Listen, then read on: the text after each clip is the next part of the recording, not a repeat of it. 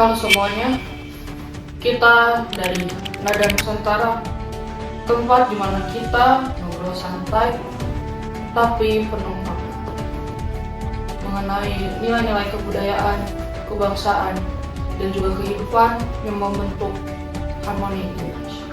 Ya, benar banget bareng aku Akbar. Dan saya sendiri Zulfan, di mana kali ini kita akan membahas sesuatu yang sering kali kita dengar dari kecil, namun ternyata banyak makna yang dapat kita gali lebih dalam lagi, yaitu Pancasila. Benar banget. Tapi kita di sini gak mau ngebahas dengan gaya formal. Kita pengen ngebahas dengan gaya lebih santai seperti ngobrol di kelas lah ya, Jul. Kita bakal ngobrol santai aja kayak teman nongkrong yang lagi bahas hal sehabis pulang. Ya, terserah kalian saja mau ngobrol seperti apa. Namun kali ini kita tidak sendirian, kita bersama para narasumber yang kece dari 11.2. Ada Akila, Hai, kenalin aku Akila. ada Adinda, Kenalin aku Adinda. ada Seica, Halo, aku Seja. dan juga Adinda. Halo. Oke, rekan-rekan sekalian, sebelum kita lanjut, gimana cara menjiwai Pancasila lewat tindakan? Kita bahas dulu maknanya satu persatu menurut para narasumber. Karena dengan mengerti maknanya, kita pula menjadi lebih tahu bagaimana langkah pertama untuk menjalani. Oke teman-teman, sebelum kita berbicara tentang cara menjiwai Pancasila, kita harus paham dulu makna-makna di balik setiap sila-silanya. Bener banget. Banyak dari mereka tuh tahu urutan-urutan sila, tapi gak banyak dari mereka tahu makna dari Pancasila itu sendiri. Padahal di sila-sila itu tuh banyak banget pesan penting untuk hidup, apalagi untuk kita sebagai penerus bangsa. Kalau begitu, langsung lanjut saja untuk menanyakan beberapa pertanyaan untuk kepada narasumber kita. Nah, Seica, kita langsung aja ke sila pertama, yaitu sila ketuhanan yang Maha Esa. Nah, kalau menurut aku nih ya, kan sila pertama tuh ketuhanan Maha Esa nih, tadi udah di mention sama Zulfa. Tapi pasti kalau dari dulu orang-orang dengar sila pertama tuh pasti tentang agama, tentang 6 kepercayaan yang dipercaya sama yang diakui di Indonesia. Tapi menurut aku justru nggak tentang hal itu aja, tapi tentang gimana caranya kita belajar tentang spiritual, moral dalam hidup, dan bukan tentang kayak melulu tentang agama, tapi justru kalau kita udah belajar untuk saling menghormati satu sama lain, di situ kita mengerti satu sama manusia gitu loh, gitu Jo. Gimana pendapatnya, Mai? Kalau menurut aku juga ya, jadi kayak si nilai ketuhanan itu membuat kita sadar kalau tindakan kita tuh bukan dilihat sama orang doang, tapi sama hati nurani kita sendiri gitu. Jadi bukan melulu tentang Tuhan, tapi tentang perasaan dan hati nurani kita sendiri, kayak gitu. Jujur, di sini saya sangat amat terpukau dan setuju banget dengan pendapat kalian berdua tentang sila pertama. Langsung aja kita lanjut ke sila kedua. Gimana dari menurut Aku jadi menurut aku sila kedua itu tentang menghargai manusia apa adanya. Kayak contohnya di sekolah itu bisa dengan cara tidak membuli, tidak meledek, dan mendengar opini tanpa ngejudge. Karena adil itu lebih dari bukan cuma nilai dan hukuman, tapi juga sikap yang menghormati. Ya, dan beradab juga itu berarti secara perilaku, seperti kita berbicara kepada guru, bercanda kepada teman, dan juga bagaimana kita berdebat dengan etika. Karena sila kedua telah dijelaskan oleh Akila, langsung lanjut aja ke sila ketiga. Bagaimana Adilio tentang cara generasi muda zaman sekarang untuk tetap mempertahankan nilai persatuan, tapi dengan gaya kita yang tidak kaku. Jadi menurut saya itu persatuan itu tidak cuma tentang bendera atau lagu bangsa, tapi tentang kesolidan di tengah perbedaan. Contohnya kalau kita kerja kelompok, kan kita semua pasti punya gaya kerja yang berbeda-beda, tapi kalau tujuannya sama, pasti hasilnya lebih bagus. Gimana? Ya sih? Ya Jo, bener banget itu tuh, keren banget Jo menurut aku. Betul. Gimana pendapat yang lain? Nah, menurut aku jadi si sila ketiga itu kita harus menghargai keberagaman dan perbedaan yang ada gitu. Dan kita harus bersatu, karena dengan menghilangnya persatuan ini kita tuh gampang banget dipecah gitu kan. Apalagi Indonesia tuh kan kayaknya akan keberagamannya gitu, yang universal dan beragam gitulah. Ya, setuju banget sih. Nah, karena sila ketiga ini udah kebahas, kita lanjut kali ya ke sila keempat, yaitu kerakyatan yang dipimpin oleh hikmat kebijaksanaan dalam permusyawaratan atau perwakilan. Panjang banget ya, tapi kayaknya maknanya juga panjang dan juga dalam. Nah, kira-kira gimana sih tanggapannya? Nah, aku deh izin nanggepin ya. Ya, boleh. Kalau kita dengar tentang sila keempat itu pasti kayak kalian lagi upacara itu kayak aduh panjang banget. Bahkan kadang kalau misalnya bapak atau ibunya lagi nyebutin Pancasila di depan, pasti anak-anak itu jadi kayak kadang susah nyebutinnya atau tolak nyebutinnya. Tapi di sini tuh walaupun kayak gitu, di sila keempat tuh kita harus berpikir bahwa musyawarah tuh penting loh. Musyawarah tuh bukan harus kayak maksa orang buat sepaham sama kita, tapi lebih ke gimana caranya supaya kita tuh biar bisa menang bareng-bareng. Musyawarah tuh bukan gimana caranya kita biar menang sendirian, tapi gimana caranya kita bisa nemu jalan keluarnya bareng-bareng gitu loh. Ya, aku setuju sama si Ica. Dan kebijaksanaan itu bisa dimulai dari hal kecil kayak belajar mikir sebelum ngomong. Terus kadang yang kita perlu itu juga bukan argumen yang keras tapi pemikiran yang tenang. Itu sangat awal dan dalam ya apa yang telah kamu katakan dan juga si Ica katakan, benar-benar sangat amat setuju.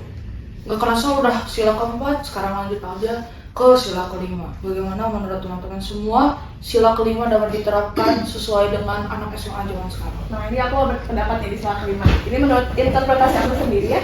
Sila kelima itu lebih ke gimana kita bisa berbagi kesempatan kepada orang lain dan juga peduli terhadap sesama gitu. Jadi gimana kita bisa saling dukung agar kita bisa maju bareng-bareng dengan adil gitu. Itu menurut aku tentang sila kelima, itu bentuk kecil tentang keadilan kalau menurut aku kayak gitu. Ya, dari situ juga sih kita belajar bahwa adil itu bukan berarti semua orang itu dapat hal yang sama, tapi semua orang memiliki kesempatan yang sama buat berkembang. Saking kerennya kalian semua, saya sampai tidak bisa berbicara banyak hal. Karena dari kelima sila tadi, kalian berpendapat dengan sangat amat fantastis. Dan semoga dengan penyampaian dari beberapa narasumber ini dapat diterapkan di sekolah, masyarakat, di lingkungan keluarga, dan lain-lainnya. Sekarang kita akan lanjut ke segmen 2. Tadi kita membahas makna dari setiap Pancasila, sekarang kita akan membahas sesuatu yang seringkali terjadi di lingkungan kita. Sesimpel buka TikTok, Instagram, dan berbagai platform media lainnya, di mana kita akan mengambil beberapa kasus yang sangat terkenal di beberapa platform tersebut. Benar banget. Jadi kita tuh di sini udah punya 4 kasus ya.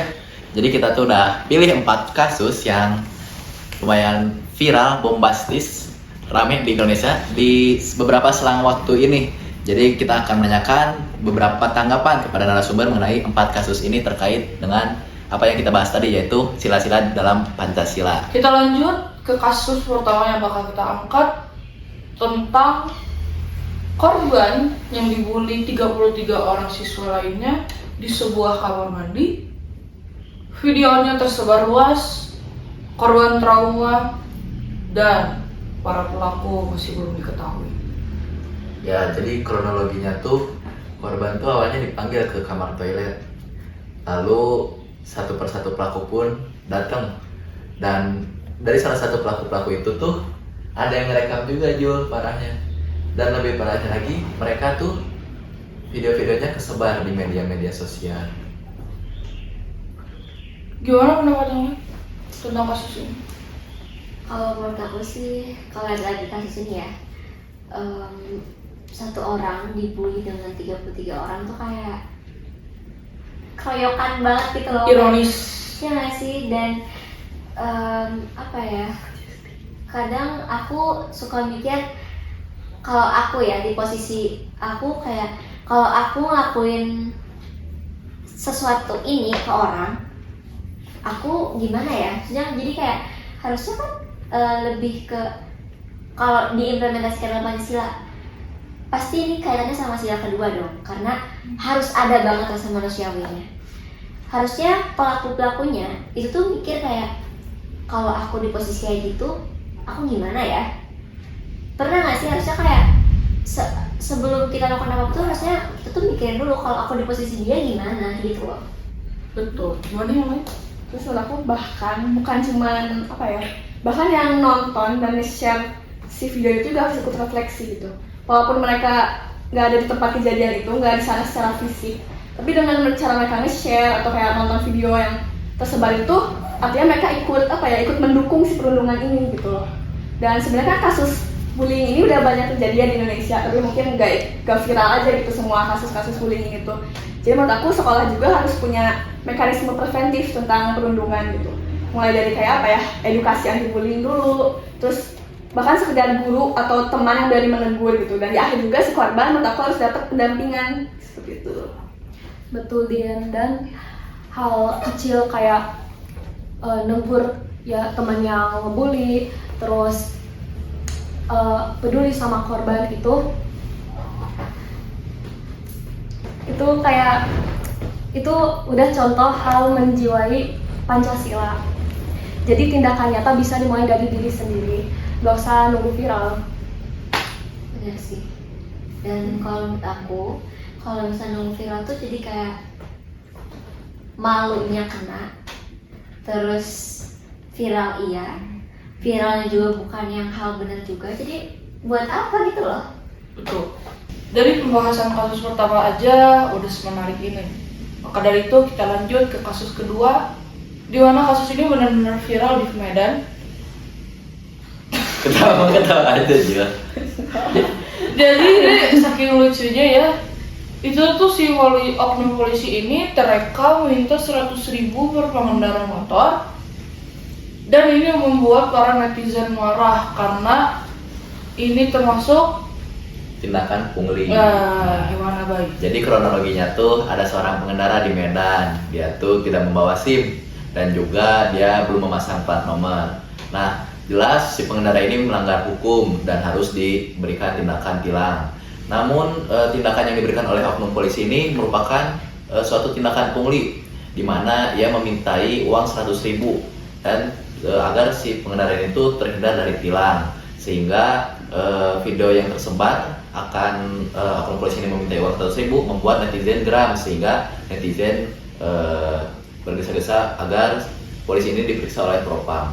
Ya, kasus ini jelas pelanggaran keadilan sosial. Dan hukum harus berlaku untuk semua orang. Kalau oknum itu menjiwai Pancasila, dia nggak akan ketahuan. Iya, betul. Gimana yang lain? Nah, kan itu di Instagram itu banyak yang komentar kan, dan itu tuh jadi bikin kayak warga-warga tuh marah. Nah justru warga di sini tuh kan pasti punya peran kan, dan harusnya tuh warga tuh bisa menolak akan hal itu. Banyak, dan kasus kayak gini tuh bukan sekali dua kali. Sebenarnya kasus kayak gini tuh sering banget terjadi, apalagi di Bandung. Bahkan sebenarnya lebih ke kayak salah nggak salah pun ditilang, dan berarti nanti kasih duit lagi gitu loh. Banyak orang yang nggak tahu karena ya sebenarnya nggak direkam aja kan. Justru dari situ warga tuh harusnya punya peran, dan keadilan itu tuh bukan berarti harus adil kayak gitu, tapi harus ada harus ada actionnya gitu loh Gil. Benar. Gimana? Ada lagi? Akila? Ya, dan kalau semua pihak menegakkan nilai Pancasila, masyarakat bakal lebih percaya sama hukum, dan praktik pungli bisa lebih ditekan. Jadi ini tuh kayak contoh nyata kenapa keadilan sosial itu harus dijaga setiap hari. Ya, jadi keadilan sosial tuh apa ya? Harus berlakunya buat semua orang gitu kan, bukan cuma buat kasus viral atau kayak di media sosial kayak gini. Apalagi kan ini yang ngelakuinnya aparat polisi ya, dan menurut aku itu fatal banget sih. Jadi sini tuh belajar sekali lagi bahwa Pancasila tuh harus hidup dalam tindakan nyata gitu, bukan hanya melalui ucapan gitu. Best, tepuk tangan dulu.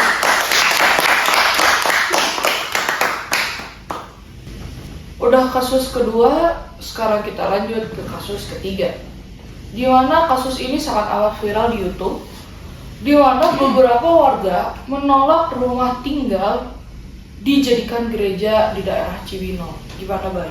Jadi kronologinya tuh ada jemaat-jemaat gereja di mana jemaat-jemaat ini tuh mereka membeli rumah tinggal yang ada di sekitar daerah Cibinong.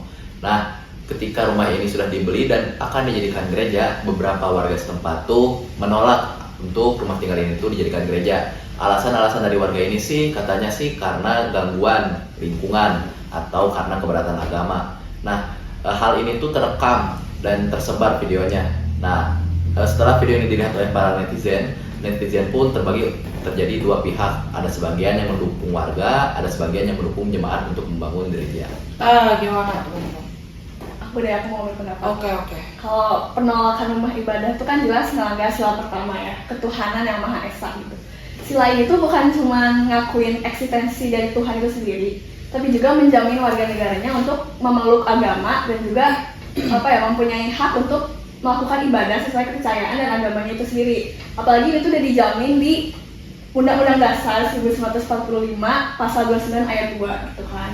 Jadi kayak kalau misalnya kita menjiwai sila satu ini, kita pasti bakal menghormatin orang lain untuk beribadah sesuai agamanya masing-masing, dan juga penolakan kayak gitu nggak bakal kejadian gitu. Gimana yang lain, ada yang mau nanya lagi? Dan itu kan tadi Adina tuh sebutin kalau itu benar-benar berkaitan sama sila pertama. Ya itu sama kayak pas pertama banget kita bahas makna-makna sila pertama.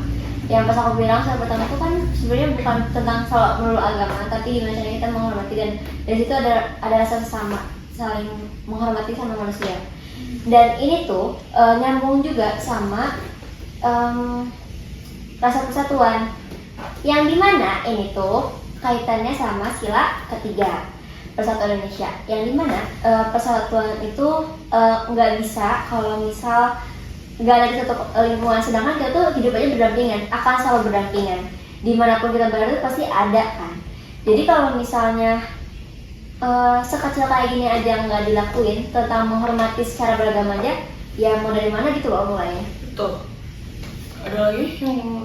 Dan kita tuh bisa mulai dari hal kecil kayak hormat tetangga yang beda agama, ikut aktivitas antar umat beragama, dan tidak menyebar komentar intoleran di medsos. Yes. Gimana? Selama menjiwai Pancasila, konflik kayak gitu tidak bisa ditoleransi. Toleransi dan persatuan gak cuma slogan, tapi tindakan nyata. Tuh kan. Rasa kita udah berada di kasus terakhir yang bakal kita angkat, yaitu kasus keempat. Gimana, Bay? Ya lanjut Jil. Oh lanjut ya. Oke. Gimana kasus ini itu sangat amat dekat dengan kondisi kita sekarang ya, dimana ini pemilihan ketua OSIS beberapa sekolah sering nggak demokratis. Banyak calon dipilih karena populer atau famous, bukan karena kualitas atau visinya. Gimana, Bay? Ya, jadi pemilihan tuh berlangsung. Banyak siswa itu merasa tidak bebas memilih karena biasanya yang kepilih-pilih itu yang famous-famous aja ya, Betul. tanpa tahu visi misinya. Iya. Jadi saya rasa kurang gitu dalam pemilihan ini, karena landasan kita untuk memilih itu kurang. Nah, gimana pendapat kalian? Ada yang mau nanya? Jadi sumpah maaf. Oh ya, jadi itu sesuai sila keempat, siswa sebaiknya cari tahu dulu calon yang mau dipilih, lihat kompetensinya, visi misi, dan rekam jejaknya. Bukan cuma ikut tren atau pilih karena deket gitu. Betul. Ya, jadi proses demokratis itu harus jujur dan adil, melibatkan semua pihak sekolah gitu. Terus kayak apa ya? Dengan proses demokratis ini tuh siswa tuh belajar bukan melulu ikut voting, tapi kalau kita menilai calon itu secara kritis terlebih dahulu, kita juga bakal belajar mengenai makna musyawarah dan perwakilannya itu sendiri gitu. Ya, inilah kan nyata demokrasi nih. Dengan searching dulu dan menimbang calon, siswa terbiasa mendengar pendapat orang lain, berpikir kritis dan bertindak bijak. Pilihan gak cuma formalitas, tapi proses belajar demokrasi yang benar. Ya sebenarnya jawaban-jawaban itu udah benar mencakup semua sih Jo. Tapi yang aku highlight kayak berarti menjawab Pancasila tuh apa ya, sedetail itu dan sangat atas sama kita. Ya berarti tanggung jawab sebagai apa ya, tanggung jawab sebagai ketua OSIS itu harus ada, walaupun dipilihnya famous, walaupun dipilihnya kayak oh ya nggak dilihat visi misinya, apalagi itu bener-bener yang aku rasa ya selalu ada di SMP atau SMA. Tapi kalau SMA biasanya udah mulai belajar seenak-enaknya, tapi kalau SMP udah pasti kayak aku pilihnya dia deh karena ini, aku nggak pilih dia karena problematik, jadi kayak karena ada isu-isu lain, jadi pada akhirnya kayak mereka nggak bakal mikirin visi misinya gitu, atau nggak lihat secara langsungnya. Jadi ya pemilihan OSIS tuh bukan cuma kayak asal milih, tapi ada tanggung jawab juga gitu. Jadi kita udah di ada penghujung acara ya Jul. Betul banget. Jadi kita masing-masing bakal refleksi atau nyimpulin apa sih hasil dari pembahasan kita ini ya Jul. Betul banget. Kalau ada yang ada di pikiran Jul nih, kira-kira apa sih yang bisa kita dapat? Jujur, di sini aku udah bisa nyimpulin dari pendapat teman-teman semua kalau misalnya Pancasila itu kayak cermin, dimana setiap sila itu memantulkan gimana cara kita adil dalam Apa dia? Maksud aku itu memantulkan bagaimana kita itu bersifat adil, manusiawi, dan juga bijak dalam memutuskan segala sesuatu. Salam Pancasila. Salam Pancasila.